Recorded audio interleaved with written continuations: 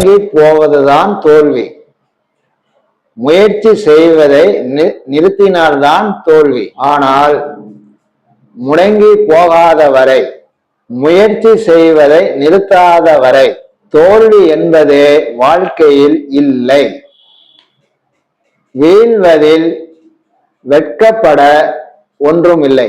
உங்கள் வீழ்ச்சியே வலிமையாக, ஆற்றலாக மாறும்.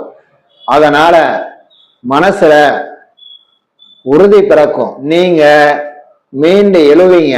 குடும்ப பிரச்சனையினாலும், பண பிரச்சனையினாலும், கணவன் மனைவி ஒற்றுமை இல்லாம போனதுனாலும், செய்யும் தொழிலு, உத்தியோகம், வேலை எதுவாக இருந்தாலும் கொஞ்ச நாட்களாகவே திருப்தி இல்லாம, நிம்மதி இல்லாம, கடமைக்கு வேற வழி இல்லாம மன சஞ்சலத்தோட அறையும் குறையுமாக சென்று கொண்டிருக்கும் அப்பாவுக்கு அம்மாவுக்கு இருவர்ல ஒருவருக்கு மாத்தி மாத்தி வைத்தியம் பார்க்கிற மாதிரி, மருத்துவ செலவு பார்க்கிற மாதிரி சூழ்நிலை. வேலை தொழில்ல போட்டியும் பொறாமையும் தாங்க முடியல.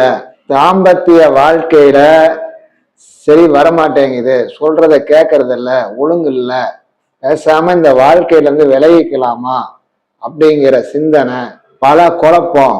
எந்த குழப்பத்துக்கும் தீர்வு இல்லை, கிடைக்க மாட்டேங்குது. இல்வாழ்க்கை துணையின் உறவினர்களா பெரும் தொல்லையா இருக்கு. புரிஞ்சுக்க மாட்டேங்கிறாங்க. என் மேலேயே குற்றத்தை சொல்லிட்டு இருக்கிறாங்க. பிள்ளைங்களுக்கு படிப்புல அவங்களுக்கு நல்ல காரியம் செய்யறதுல ரொம்ப ரொம்ப முக்கியமா தேவை இருக்கு.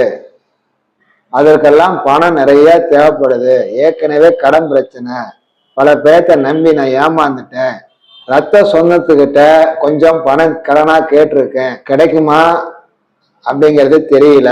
அப்பா வழி சொத்துல எனக்குன்னு கொஞ்சம் பாகம் தராங்க, அதுல கொஞ்சம் வீடு கட்டலாமா, கட்ட முடியுமா? இதுல வேற எனக்கு அப்பப்ப அடி வயிற்றுல ஏதாவது ஒரு தொந்தரவு வலி வந்துகிட்டே இருக்கு. டாக்டரை போய் பார்க்கணும், ஆனா நேரம் இல்லை. கூட பிறந்தவங்க எப்ப பார்த்தாலும் ஏதாவது ஒரு பஞ்சாயத்தை என் தலைமையிலேயே கொண்டு வந்து இழுத்துக்கிட்டு வந்து விட்டுட்டு போறாங்க.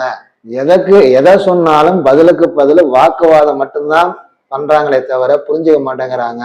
என் புள்ள வேற எப்ப பார்த்தாலும் ஏதாவது ஒரு சிந்தனையிலேயே உட்காந்துட்டு இருக்கு. எதைதான் அப்படி சிந்திக்குதுன்னு புரிய மாட்டேங்குது.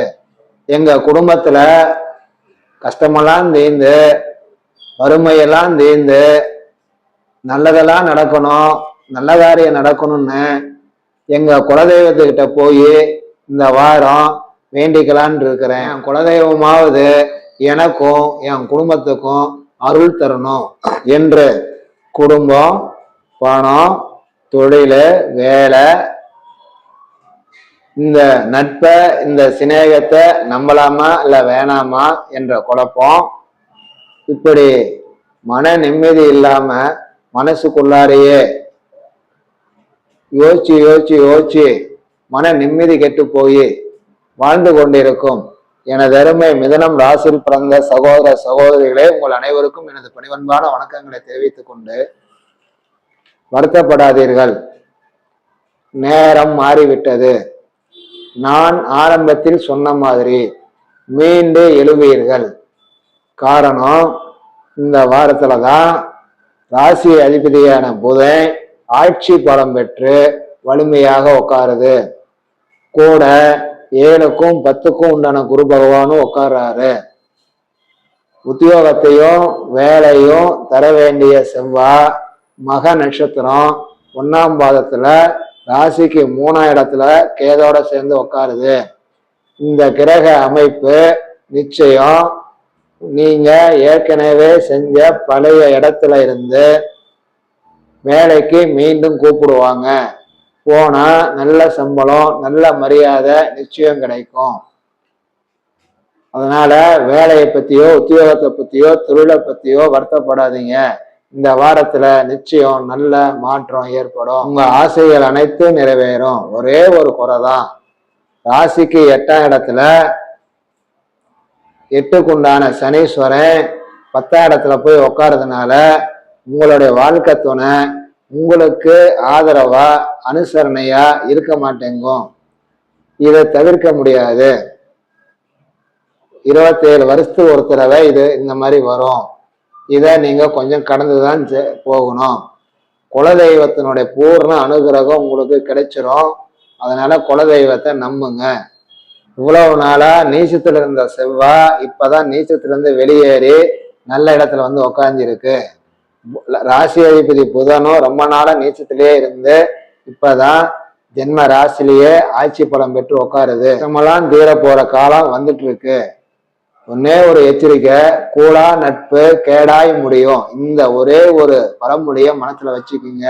காரணம், உங்களுடைய வெள்ளந்தியான கள்ளங்கவடமற்ற மனச உள்ளத்தை அனைத்து பாவங்களையும் சங்கடமின்றி ரசிச்சு ருசிச்சு செய்யும் தவறான நபர்கள் ஆக்டோபஸ் மாதிரி உங்களை ஆக்கிரமித்துக் கொள்வார்கள்.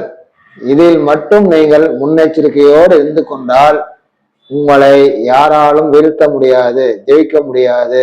2ஆம் திருமணத்திற்கு முயற்சி செய்து கொண்டிருக்கும் சகோதர சகோதரிகளுக்கு இந்த வாரத்துல நல்ல வாய்ப்புகள் வருது. கிழக்கு இல்லைன்னா தெற்கு திசையிலிருந்து வாய்ப்புகள் வரும், பயன்படுத்துங்க. குழந்தை பேருக்காக காத்து கொண்டிருப்பவர்களுக்கும் இந்த வாரம் கிரகங்கள் சாதகமாக வந்திருக்கு. அதனால குழந்தைக்காக முயற்சி பண்ணா நிச்சயம் வெற்றி உண்டு. பூர்வீக சொத்து, அம்மா அப்பா வழி சொத்து எதுவாக இருந்தாலும் உங்களுக்கு வர வேண்டியது இருந்துச்சுன்னா இந்த வாரத்துல பேசுனீங்கன்னா நிச்சயம் வெற்றி கிடைக்கும். மிருகரீச நட்சத்திரம் 3, 4ஆம் பாதம் மிதுனம் ராசியில பிறந்த உங்களுக்கு வருகின்ற 8ஆம் தேதி ஞாயிற்றுக்கிழமை மதியம் 12:30 மணி வரைக்கும், 12ஆம் தேதி விசாலக்கிழமை நாள் முழுவதும், 13ஆம் தேதி வெள்ளிக்கிழமையும், 14ஆம் தேதி சனிக்கிழமையும் நல்ல நாளா வந்திருக்கு. ஏதாவது பார்க்கணும், யாரையாவது போய் சந்திக்கணும், வேலை விஷயமா, பண விஷயமா, சொத்து விஷயமா, கல்யாணம் சுபகாரியம் விஷயமா எதுவாக இருந்தாலும், ஆரோக்கிய விஷயமாக கூட இருந்தாலும் இந்த நாளில் போய் முயற்சி பண்ணீங்கன்னா ஜெயிப்பீங்க, வெற்றி கிடைச்சிரும். திருவாதிரை நட்சத்திரம் மிதுன ராசியில நீங்க பிறந்திருந்தீங்கன்னா வருகின்ற 8ஆம் தேதி ஞாயிற்றுக்கிழமை மத்தியானம் 12:30 மணியில இருந்து திங்கக்கிழமை சாயந்தரம் 3 மணி வரைக்கும், 11ஆம் தேதி புதன்கிழமை, 13ஆம் தேதி வெள்ளிக்கிழமை, 14ஆம் தேதி சனிக்கிழமை, 15ஆம் தேதி ஞாயிற்றுக்கிழமை, இந்த 4 பூரா நல்லா இருக்கு. நீங்க எடுக்கிற முயற்சி பண்ற அனைத்து காரியங்களும் ஜெயமாகும். இதே நாளில தான் தப்பான கிரிமினல் புத்தி உள்ள நண்பர்கள் அறிமுகம் ஆவார்கள். முன்னெச்சரிக்கையா இருந்துக்கணும். புனர்பூச நட்சத்திரம் 1, 2, 3ஆம் பாதம் மிதுன ராசியில பிறந்த உங்களுக்கு வருகின்ற 9ஆம் தேதி திங்கட்கிழமையும், 10ஆம் தேதி செவ்வாய்க்கிழமையும், 14ஆம் தேதி சனிக்கிழமையும், 15ஆம் தேதி ஞாயிற்றுக்கிழமையும் நல்ல நாளா வந்திருக்கு. இருக்கிற அனைத்து முயற்சிகளும் ஜெயிச்சிரும். கணவன் மனைவி தாம்பத்தியத்துல ஏதாவது சிக்கல் இருந்தா சரி பண்ணிக்கோங்க. செய்யற வேலையில தொழில்ல ஏதாவது பேச வேண்டியது, சீர்திருத்தம் செய்ய வேண்டியது, சமாதானம் படுத்த வேண்டியது இருந்தா செய்யுங்க, ஜெயிச்சிருவீங்க, வெற்றி அடைங்க. பொதுவா மிதுனம் ராசியில பிறந்த அனைத்து சகோதர சகோதரிகளுக்கும் இந்த வாரத்துல போன வாரத்தை விட இந்த வாரம் பரவாயில்ல. போன வாரம் ரொம்ப மோசமா இருந்துச்சு. இந்த வாரம் ராசி அதிபதி புதன் ராசிலேயே ஆட்சியில உட்கார்றதுனால மனசு தெம்பு வரும், மனசுல ஒரு தன்னம்பிக்கை வரும், உங்களுடைய வில் பவர் அதிகரிக்கும், நல்லா இருப்பீங்க. இந்த வாரத்துல இருந்து படிப்படியா அனைத்து பிரச்சனைகளிலிருந்தும் விடுபட ஆரம்பிப்பீங்க. 16 பேர்களையும் பெற்று நீங்க நீரோடு வாழ்வாங்க வாழணும். உங்களுடைய கஷ்டங்கள்லாம் தீர்றதுக்கு என் அன்னையான ஸ்ரீ எட்டுக்கை காளிதேவியின் பொற்பாதங்களை தொட்டு வணங்கி நானும் வேண்டிக் கொள்கின்றேன். நன்றி, வணக்கம்.